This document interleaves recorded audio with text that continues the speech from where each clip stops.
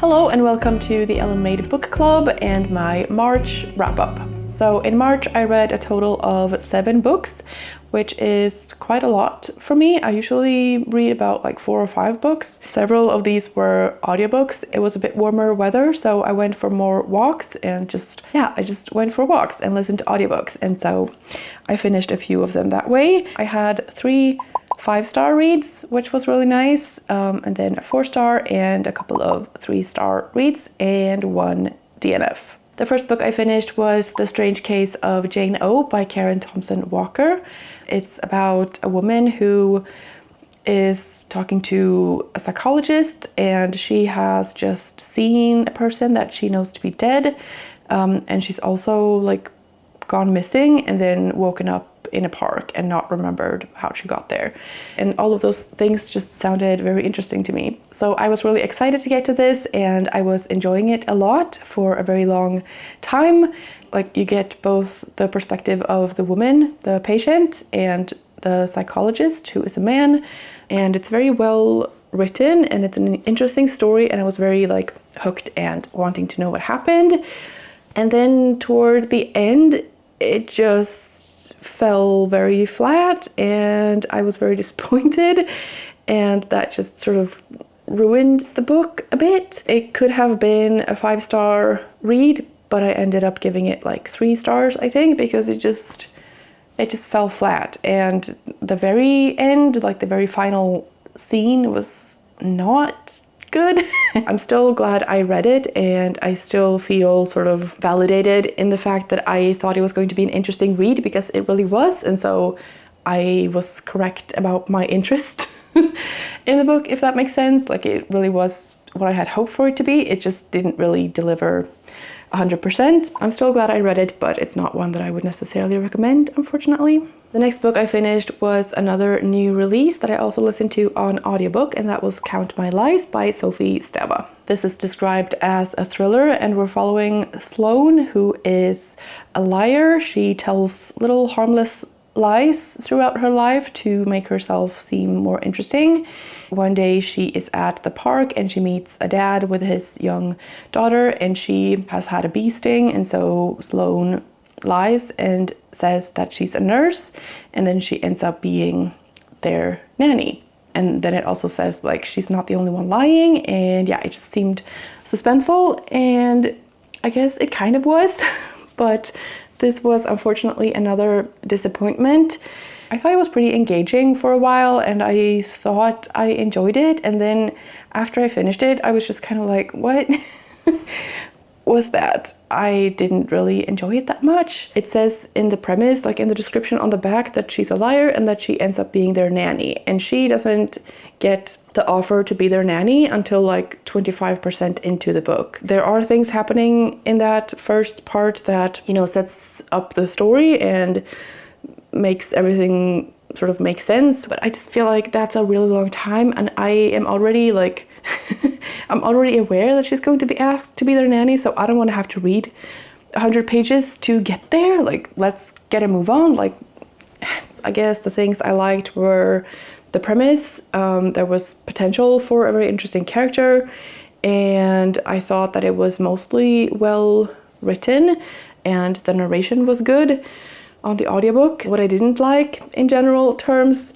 was that it was very slow to start. There were a lot of descriptions of things that didn't really seem necessary at all. I feel like there was a lot of potential that was missed to make Sloane a very interesting character. Like, there was more juice there, and it just never was, you know, squeezed out. And then there were things that happened that didn't make sense to me and that wasn't believable, or like it didn't feel realistic. And I don't think that everything in a thriller has to be realistic. Like, it can still be a fun time and a fun story and all of that, but it has to be the right mix. Like, if you want to make it twisty, make it really twisty, and like don't make it so that it seems realistic but then it's not. Like, there's a fine balance, and I don't think that this book nailed that. And then there was also the part where we're told in the description that Sloane is not the only one lying, and so there's someone else lying about something, and that part was also just not very well executed, I thought. There was a really long time where you know, we kind of know who's lying, but we don't know their motive. And then when that motive is revealed, that is just repeated over and over and over and over again. And it didn't just create tension. It was just, oh my God, just say it already. Like, don't give me all of these like little hints that are not exciting. Like, you can't just keep giving me the same vague hint over and over again and expect me to be intrigued. Give me more crumbs along the way. It can't just be like one crumb and then the same crumb and then the same crumb and then the same crumb and then over explain it 10 times. That's not, I don't know. That's how I felt. And now I'm going to get into some spoilers, so skip to the next timestamp if you don't want to hear the spoilers or like why I was annoyed with this book. First of all, the twist wasn't that exciting to me. The solution that they came up with, it made women look very bad. And like, that's fine in and of itself. Women don't always have to be portrayed in a positive way. But the thing that annoyed me was that the women are setting the man up, and so the women are lying and saying that the man did some things that he didn't do, and then he goes to jail. And that is something that I don't think we need more of in this world. It just keeps reinforcing old ideas of how women behave, and this idea that women are crazy and women just lie about what men do. And that annoyed me a lot. And so that ruined the book quite a bit for me. I also thought, like, after that point, I was just like reacting to everything that was slightly annoying. When the dad goes to jail, it takes him like several days to even ask about his daughter, which was really weird. It was like someone else mentioned her and he was like, oh yeah, what's happening to her? Because like, I don't know. And also like the ending was kind of described as a big win for the women. And I guess it kind of was for them, but none of them seemed to be thinking about what all of this was doing to their daughter. They all seemed very selfish and none of it was like for the benefit of the child. And that annoyed me as well.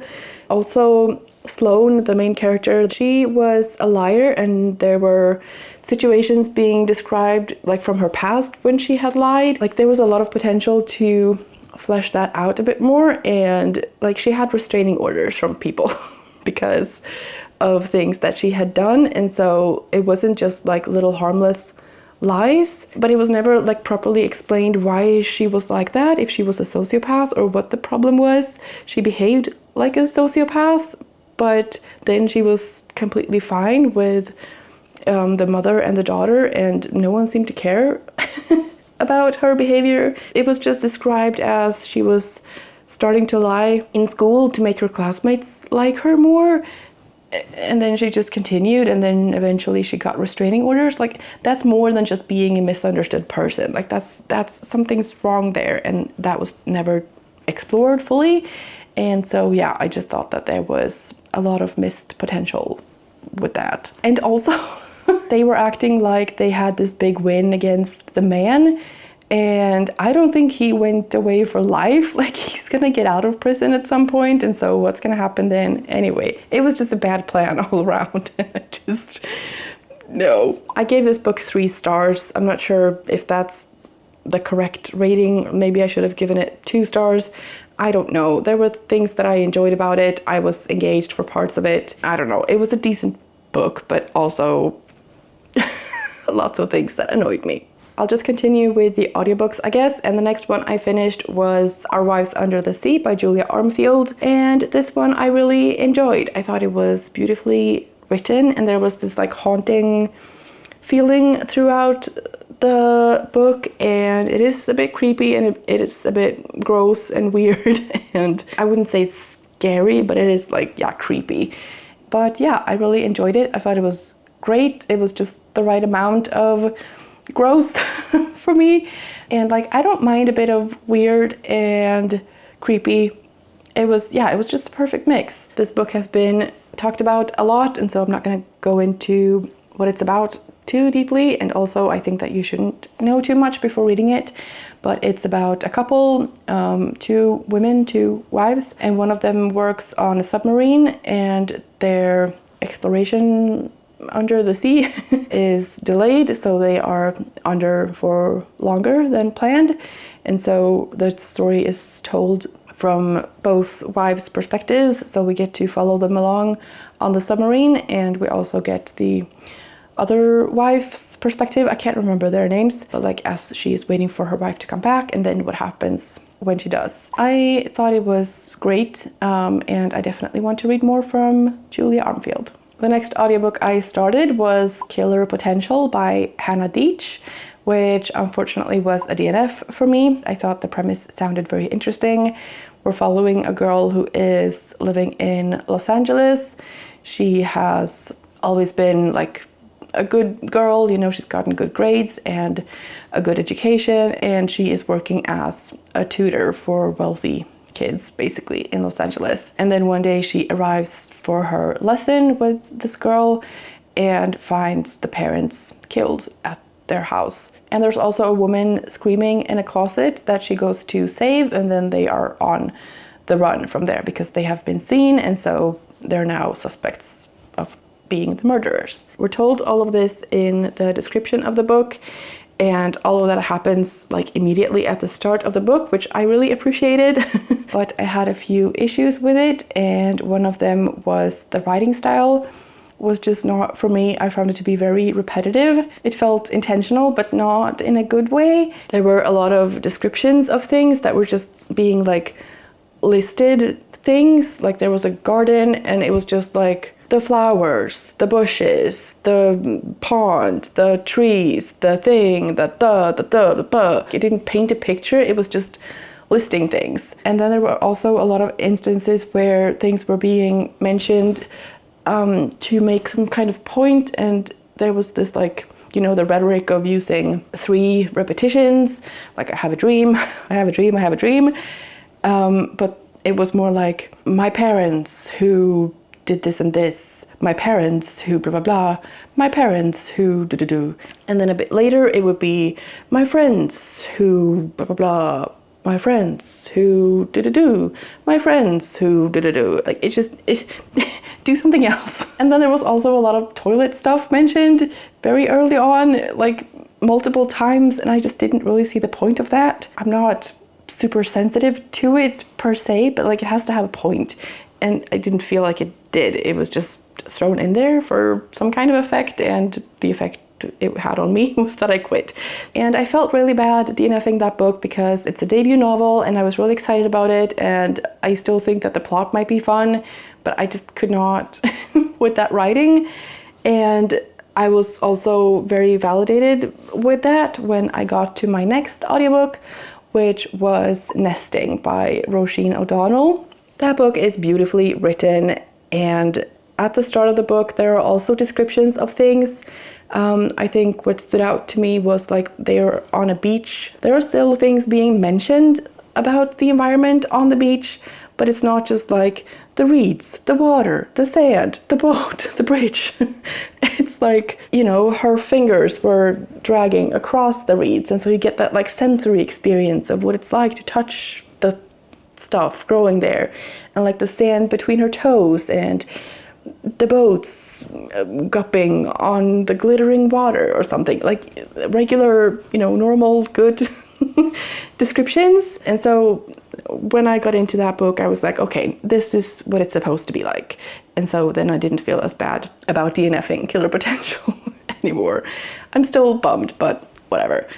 Anyways, Nesting was fantastic, and this was my first 5-star read this month. This follows a woman who decides to leave her husband with her 2 children.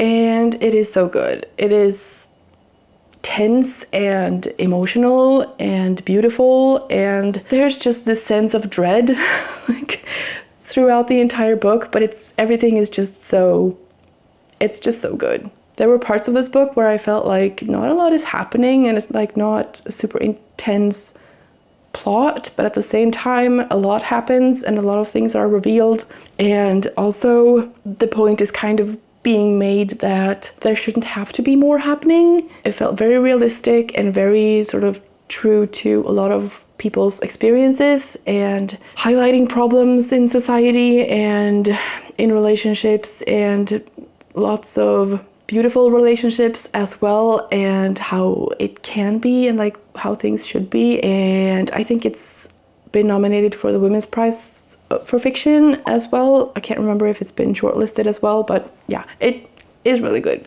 and I really enjoyed it. The narration was a little bit tricky sometimes because there are parts where there are phone calls and they have this effect on the phone call to make it sound like it's on the other end on the phone call, and so the sound quality wasn't top notch on those parts, and so it was a bit difficult to hear. And there are also children in the story and they are sometimes screaming mommy mommy, and so that was kind of annoying sometimes when it would just be very loud. But that's like minor details on the audiobook production. The story itself was fantastic, and yeah, highly recommend that one. The next book I finished was Forgotten on Sunday by Valérie Perron, and this is translated from the French, and another one that I was really excited to read.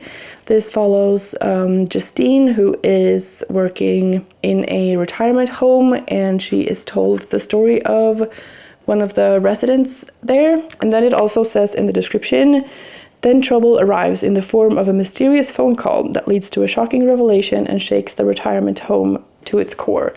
And I thought that sounded really like comedic and funny and like a fun twist to this otherwise kind of serious and emotional kind of story. It's not a bad book by any means, and I can see why someone would love it, but I unfortunately didn't. I think I gave this 3 stars. It's, first of all, very confusing sometimes because it follows a lot of different people in a lot of different timelines. It's very sort of intertwined and kind of gross at some points. I like messy stories, and I like, you know, things being realistic and being human and looking at people's flaws and all of that. But it was kind of hard to follow sometimes, but like it's not bad. It's an interesting story. It just was not what I thought it was going to be. But there's a lot of like family dynamics and a bit of romance and relationships and past stuff. I don't know how to describe it. But the phone call that's referenced is not something funny at all. I thought it was going to be a phone call to the retirement home, like someone was calling there. But it's someone making calls from the retirement home, and like multiple ones. They're calling all of the family members that don't visit, telling them that their family member died, and so then they show up and they're alive, kind of making the point that you should come visit. And that just didn't sit very well with me. I get the point, but I also think that there were a lot of things that were not said in relation to that. And yeah, so that just sort of annoyed me. And at the end, I was also kind of like, what was the point? What was the point of this story? I don't think that was the point it was trying to make. It was just a lot of stories being told, and I just, okay, stuff happens in people's lives, and okay. I get how this could be someone's favorite book and how people could love it, but it was just not really what I had hoped for it to be. But fortunately, the last 2 books I finished were 5-star reads, and the first one of those is Disability Visibility by Alice Wong. This is a nonfiction anthology, a collection of essays by a lot of different people with different kinds of disability. I just think this is a book that everyone should read. It's not very long at all, and there are a lot of essays in here, and so they're quite short. Most of them are just like a couple of pages. It just gives so much perspective and insight into the lives of people with disabilities and how different that can look. There were definitely moments when I cried reading this, and not like out of pity, but out of fury that people have to go through things that they do. And not necessarily because of the disability itself, but because of how society is set up and how people behave and stuff that just does not work. Things that I would never have even thought of. One that stands out to me now is a man who was in prison, and he was deaf, and they had no interpreter for him. Like at the prison or even in like the hearing. And also he was sharing a cell with someone who was blind. So they just had no way of communicating with each other, and like it was just mind-blowingly stupid. And this book is just filled with different stories from different people, and not all of them are sad or infuriating. They're all enlightening, but a lot of them are also positive and empowering and about people. I think I thought that this book would be more about the disabilities themselves and like explaining the medical stuff and all of the consequences of that, and like that plays a part obviously because it does affect how people live. It's more just about the person and their experience in life like any other human, and the disability plays a part in their life, but it's not all of who they are or the only thing that affects them or the only thing that they center their life around. And like I knew that going into the book, but it's just very eye-opening and enlightening, and sort of enforcing that. It worked very well for me to just read 1 or 2 essays each day, because there are a lot of things that are emotional and that can take a little bit more to process maybe. Yeah, fantastic book. I'm very glad I read it, and I would highly recommend it to everyone. And then the last book I finished in March was another 5-star, and this was a reread of a childhood favorite, and that is Ronja Rövardotter by Astrid Lindgren. Ronja the Robber's Daughter in English. This was so comforting to read. It was very nostalgic for me because I loved it as a kid. I read this as a physical book, and I also listened to the audiobook, which is narrated by the author, and I had that like audiobook on cassette when I was a kid, and so hearing her voice, like she is just the best storyteller, and like the writing is amazing, but also like her voice and her narration style is just so, it's like listening to a grandma telling the story and like reading a book to you when you're going to bed, and it's just so heartwarming, and it was just, yeah, just amazing. The story is about Ronja, who is the daughter of a robber. She lives in this like fort place in the middle of the woods with her family and their band of robbers. And then there's another band of robbers who are their sort of sworn enemies. Ronja is out in the woods a lot, and she comes across different creatures, and some of them are funny and some of them are really scary. And yeah, she is just out there surviving and testing her skills to do stuff. There are so many relationships in this book, and they're just so intensely written, but without being overly dramatic or overly like sappy. It's just fierce. Like the love is fierce and the grief is fierce, and everything is just so intense and so like true. I just love it so much. It's just a classic and such a good read, and I enjoyed it just as much now as an adult as I did when I was a kid. So those were all of the books that I read in March, and now I'm just going to go through the different prompts that I fulfilled on the different reading challenges that I'm doing this year. Count My Lies by Sophie Stava fulfills the prompt Truth and Lies on the buzzword title challenge because it contains the word lies. Our Wives Under the Sea by Julia Armfield fulfills a couple of water-related prompts on the buzzword title challenge. The prompt is water-related words, so sea counts for that, and the same thing goes for the Savage reading challenge, which is to read a book with a body of water in the title. It was also one of the books on my 25 books to read in 2025 list, so that also checks one off of those.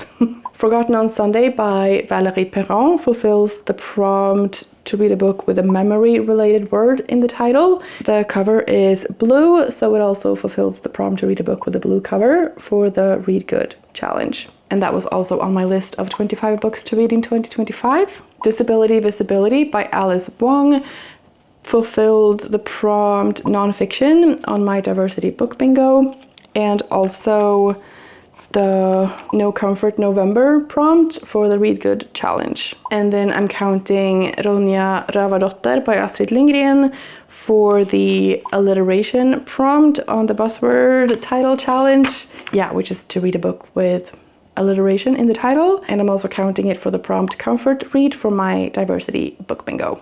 I could also count Nesting by Roisin O'Donnell for the prompt nominated for the Women's Prize for the Read Good challenge. I had another book picked out for that, which I have also read now in April, but like, I don't know, both of them count, I guess. That's my reading month wrapped, finally. Thank you so much for watching. I hope you're having a fantastic day, and I will see you in the next one. Bye. Okay, so